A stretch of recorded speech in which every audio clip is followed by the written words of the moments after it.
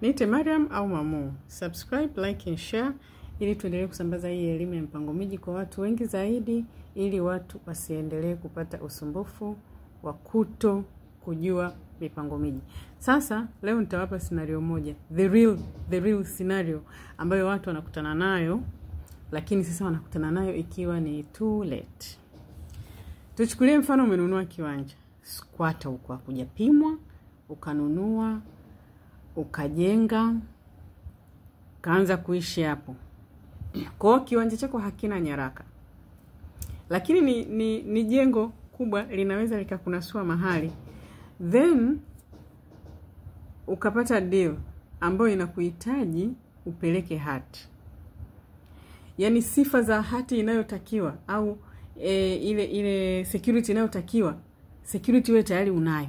Una nyumba ni kubwa, ina thamani kubwa, lakini haina nyaraka. Sasa kwa sababu ulipuuzia taratibu za mipango miji, ukaona watu wa mipango miji huko mpaka waje huku lini? Imetokea sasa hiyo deal na unatakiwa upeleke hati.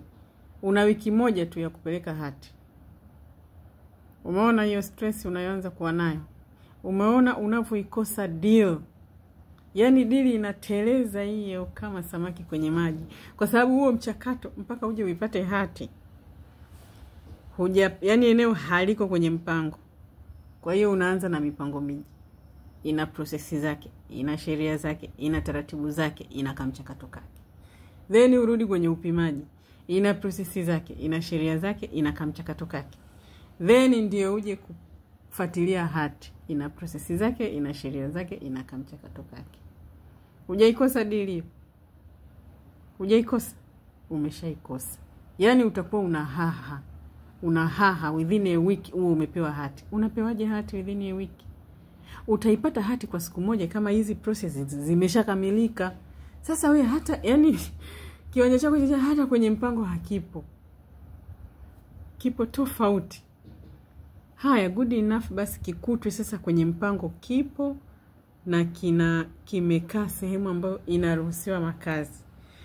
Sasa unaweza ukakuta kiwanja kipo kwenye mpango lakini ni eneo ambalo limetengwa kama eneo la bonde. Ushakwama hapo. Kwa hiyo jamani, tuzingatie taratibu za mipango miji. Yani from the beginning unapotaka kununua kiwanja, hebu kwanza fikiria mipango miji anasemaje, barabara ipo hapo, shule ipo karibu, eneo sijui la kuabudia lipo karibu, kuna soko. Yani lazima hivyo vitu ujue.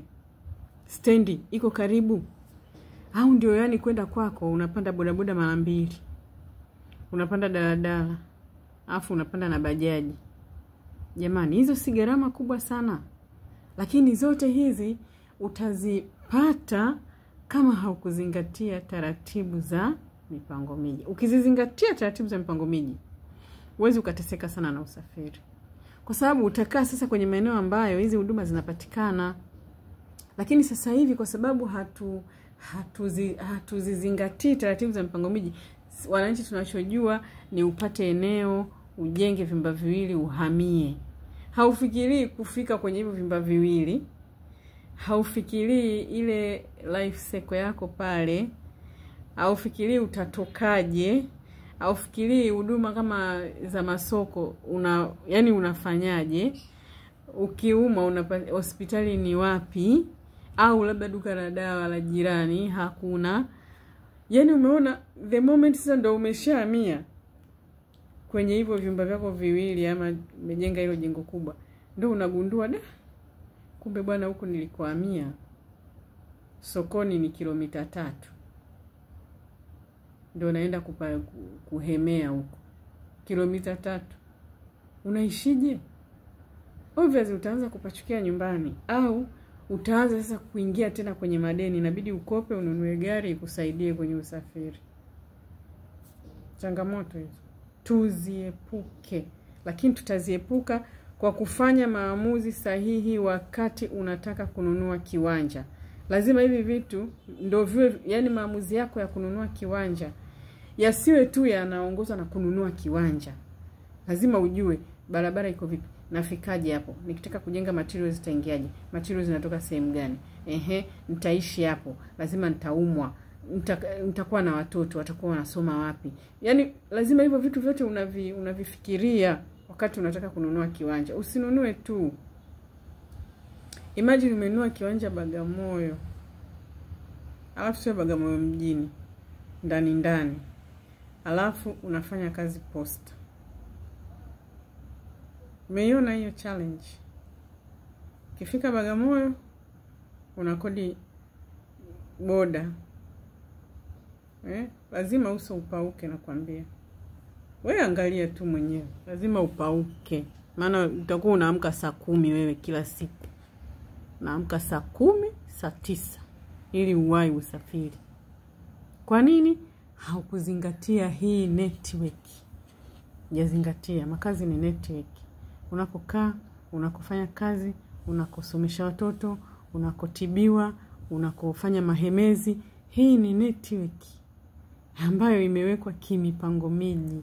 Ni muhimu sana tuzijue taratibu za mipango miji ili tuepukane na changamoto tulizonazo sasa hivi, lakini pia tutapunguza watu kuendelea kusquat huko mbali. Tuzijue taratibu za mipango miji. Itatusaidia kupunguza hizo squatters zinazoendelea huko. Urban sprawl tunatakiwa tuipunguze hiyo. Na tukielewa zaidi mipango miji, wote tutarudi kuishi mjini, nawaambia. Hautaona sababu ya wewe kukaa huko mbali, huko unakaa. Yaani unakaa 40 km kutokea unapofanya kazi. Why?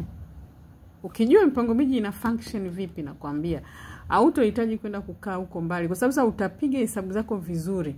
Utaona gharama unazozitumia, muda unaotumia ni mara 10 ukae mjini. Utasave pakubwa, utakuwa na muda wa kupumzika, utakuwa na muda wa kuangalia hata familia yako. Maisha yetu ya leo yamekuwa na changamoto sana. Wazazi hata hawana muda. Wanahangaika tu mabarabarani huko kuwahi kazini na jioni kurudi, foleni na kaa kilomita 40, imagine. Hao watoto nawaangalia saa ngapi? Familia hiyo unaiangalia saa ngapi? Tuzingatie taratibu za mpango miji. Ina relation na mambo mengi sana.